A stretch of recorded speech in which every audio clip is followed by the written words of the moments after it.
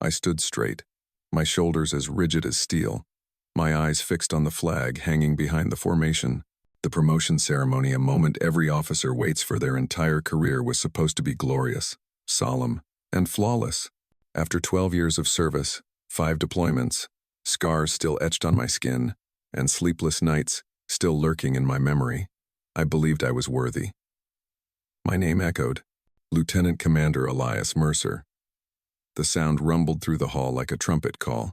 I stepped forward, adjusting my uniform, each step deliberate, each breath heavy with significance. I thought I was ready for this moment. But no one is ready for what came next. From the back row, a cold voice rang out, breaking the solemn atmosphere like a knife slashing through smooth fabric. "He doesn't deserve it." My heart sank.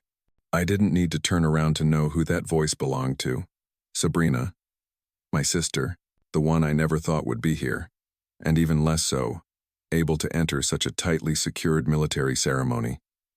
The officers around me turned, their eyes wavering.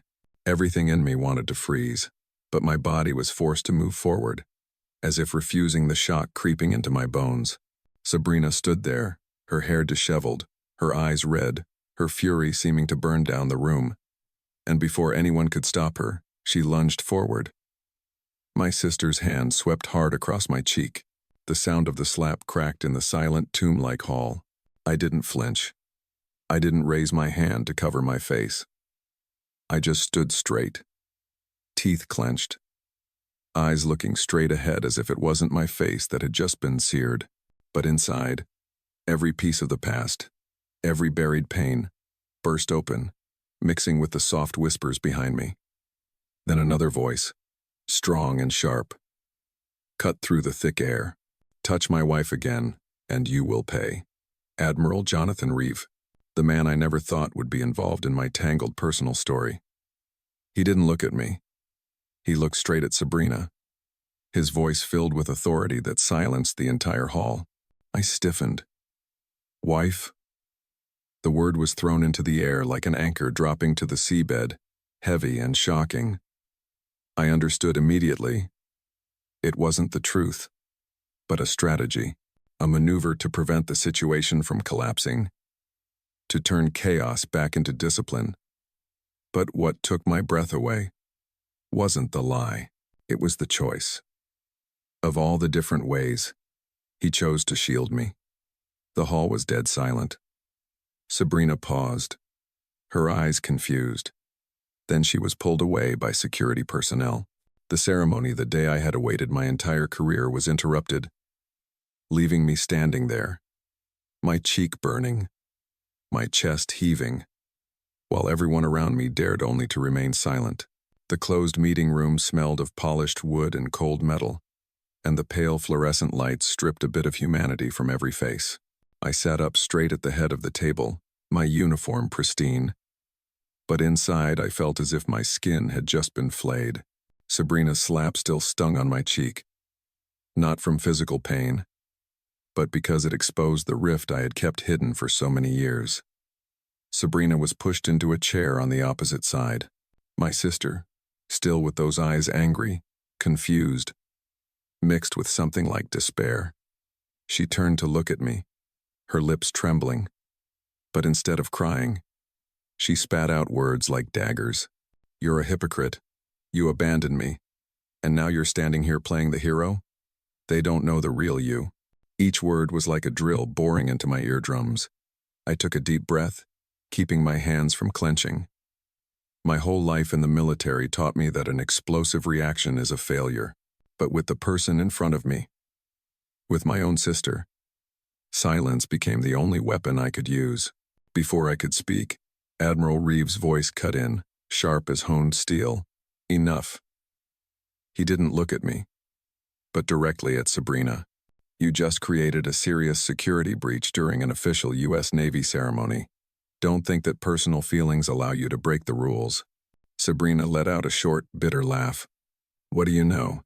You just called him your wife. You're just as fake as he is." The entire room froze. I could hear my heart beating like a war drum in my ears. But Reeve didn't waver. He just tilted his head slightly, his eyes unblinking. I chose the only way to stop you before things got out of hand. You can think what you want, but one thing is clear. Elias Mercer is an officer under my command, and I will protect him from any chaos, even from his own family. I didn't expect that. Not from him. The truth was simple, but spoken at my most vulnerable moment. It was like a wall being built to protect me. Sabrina spun around to face me, her eyes flashing with a mix of fury and pain. Aren't you going to say anything? Are you just going to let someone else speak for you, like always? End of Pronda.com. In there, I opened my mouth, my voice hoarse but firm. I didn't know you would show up. I didn't invite you. And Trevor. He got you in somehow. If you're angry, be angry at him. But don't drag my entire career down just to prove you were abandoned. My words made Sabrina pause. Just for a moment. Then she took a deep breath, stood up, and the chair screeched against the floor. I'll go, but don't think I forgive you. No one is asking for your forgiveness, Reeve replied coldly. That door is open. Walk out. And next time, there won't be a second chance. Sabrina pushed away the security guard who was about to touch her, then disappeared through the heavy steel door. The sound of the door closing echoed, heavy as a final period. I sat there, breathing in. Slowly, a part of me wanted to chase after her, to yell that I never abandoned her, that I was just a soldier crushed between duty and family. But I knew words wouldn't change anything. I looked up. Reeve was still looking at me, his gaze heavy with something I couldn't name. No judgment, no pity, just recognition, as if he was assessing the value of a stone. After its first impact, in that moment I realized the real battle was never on the battlefield. It was right here in this cramped room, where I had to face my own flesh and blood, and still stand tall. The next morning, the sky was a silvery gray, like a shroud over the base. No trumpets, no whispers from guests, no family packed in the crowded stands. There were only a few key officers, a short row of seats, and the distant sound of waves crashing in the bay. I walked into the small ceremony room, my uniform pressed to every crease, my shoes polished to a gleam. The red mark on my cheek had faded, but the echoes of the previous day were still inside me. It wouldn't disappear that quickly. I knew all eyes would be on me again, not as a man of honor, but as a man who had just endured public humiliation. Captain Holloway stood at the podium, his voice steady, unadorned, and without fanfare. Before us, Elias Mercer, promoted to commander. That was it. Brief. Quick. No one mentioned the slap. No one mentioned the name Sabrina. And no one referred to Admiral Reeve's sudden declaration. But that void was heavier than any speech. I stepped forward. My hands were clenched behind my back, my spine straight as a taut wire. The new insignia was pinned to my lapel. The cold touch of the metal made me shiver slightly. I didn't smile. I didn't even nod in thanks. I just stood there, letting my silence speak for me. In that moment I realized, sometimes, leadership is not in words, but in how we endure for others to see. The slap had shaken me, but it was my return, my standing here today. That was the answer. In the front row, I met the eyes of Petty Officer Laney, a young subordinate I had led on many voyages. Her eyes held no pity. It was quiet recognition, a silent nod that I had passed a test no one wants to go through. When the ceremony ended, the room fell silent. Then a short, uneven round of applause broke out. I left the podium, each step echoing more in my heart than in that small room. The only thing missing was Admiral Reeve's presence. He didn't come, and that absence weighed on my heart more than anything else. I wondered, was his intervention yesterday not for me, but just a strategy in a larger game? Or did he truly choose to stand in front of me, even just once? I didn't know, and that uncertainty haunted me longer than the slap. My office was small, just big enough for a desk. a few file cabinets, and a window overlooking the harbor.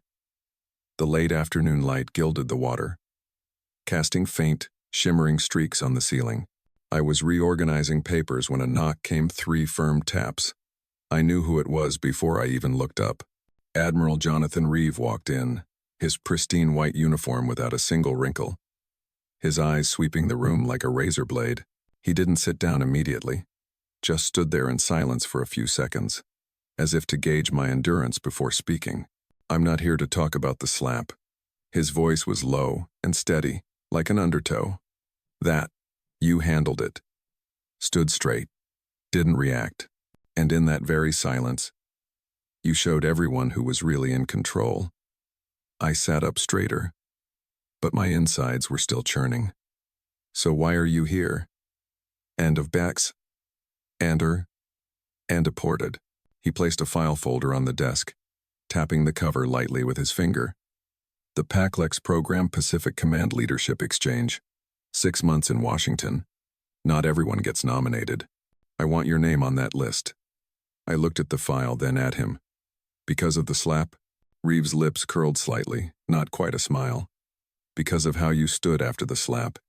Leadership isn't always about giving orders. Sometimes it's the ability to endure publicly without breaking. That day, you didn't win with your fists, you won by standing your ground." I was silent. Those words weren't the usual military cliches. They were as if he was seeing right through me, to the place where I hid my deepest secrets. But then, something else weighed on me. Something I couldn't ignore. "Why did you call me your wife?" My voice was tight and low, as if I were afraid the room would collapse if I spoke louder. This time, Reeve looked me straight in the eye. No avoidance, no circumlocution. Because it was the only way to make everyone stop immediately.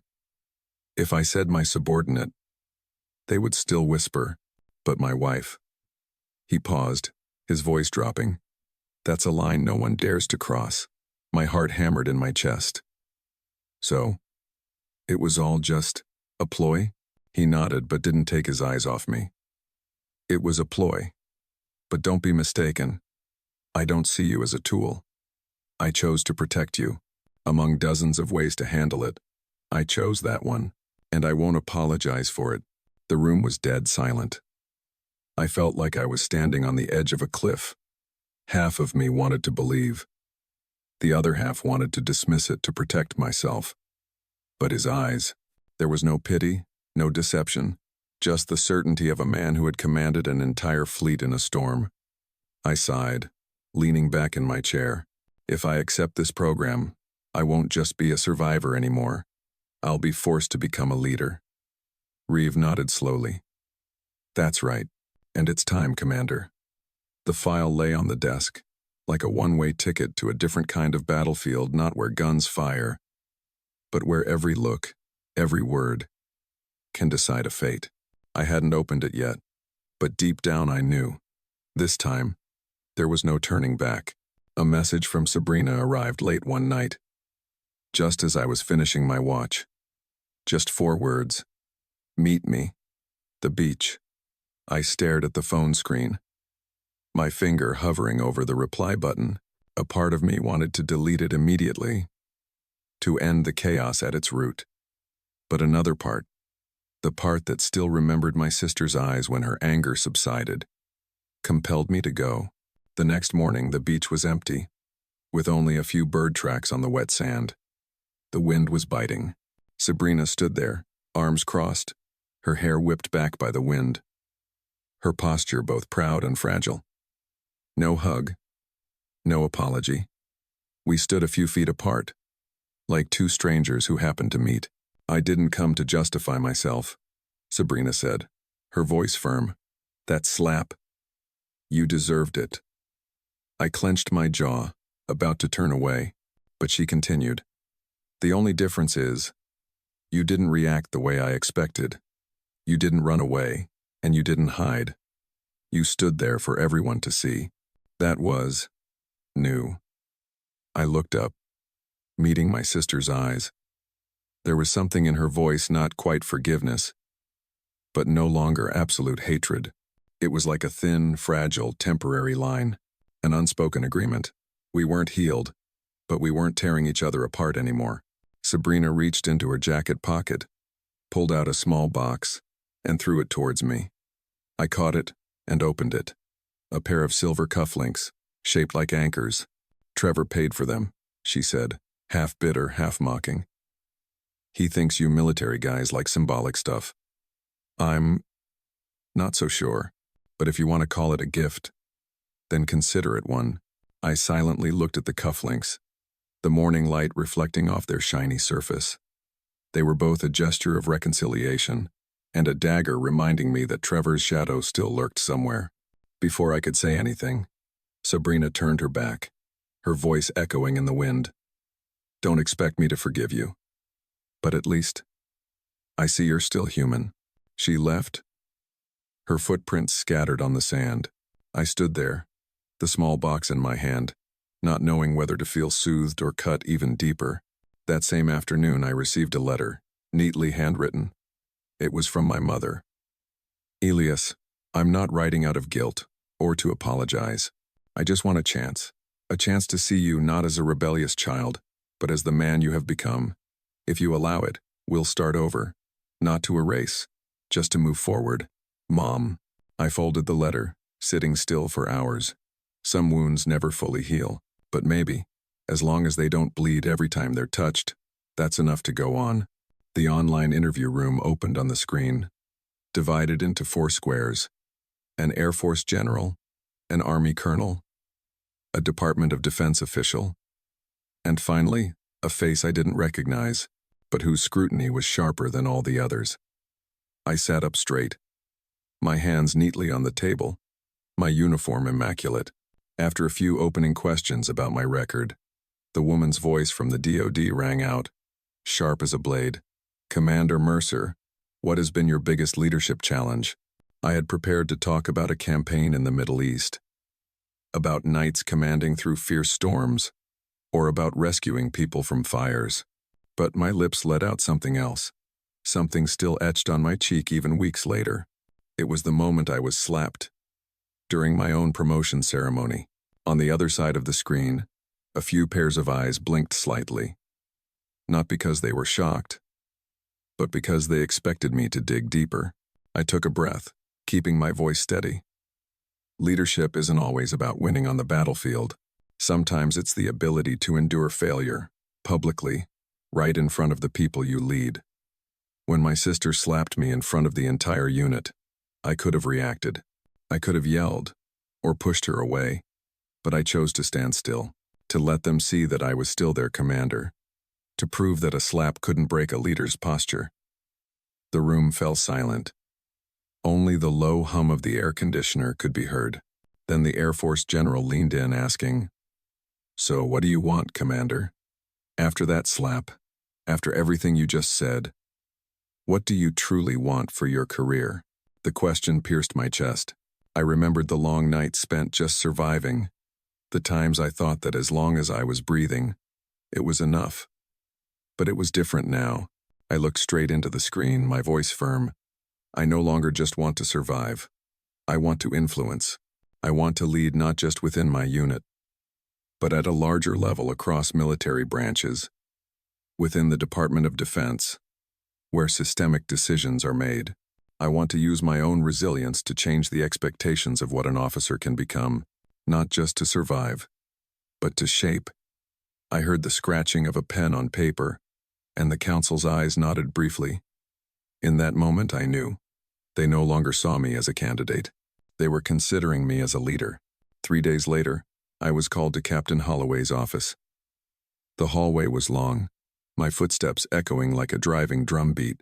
In my mind, I prepared for both possibilities, being chosen or being rejected. But deep down, I knew this wasn't about winning or losing anymore. It was about whether my story would be recognized. Holloway was waiting, his face like a sea rock that had weathered 1,000 waves without changing. He didn't make me wait long. "Mercer, the board has decided. You've been selected for the PACLEX program. 6 months at the Pentagon." His words fell, brief and decisive, without any embellishment. But to me, they sounded like a sentence, not a punishment, but a new destiny. I took a deep breath. My heart was pounding, but I maintained my military posture on the outside. "Understood, Captain." He nodded, then took a small object from his drawer and placed it on the table. A challenge coin, engraved with the words "Steady in the Storm." "I don't need to say much. They chose you not for your medals, not for your thick file. They chose you because you didn't falter. Even when publicly humiliated, you stood straight. That's something that can't be trained. It only comes when a person has been through the storm."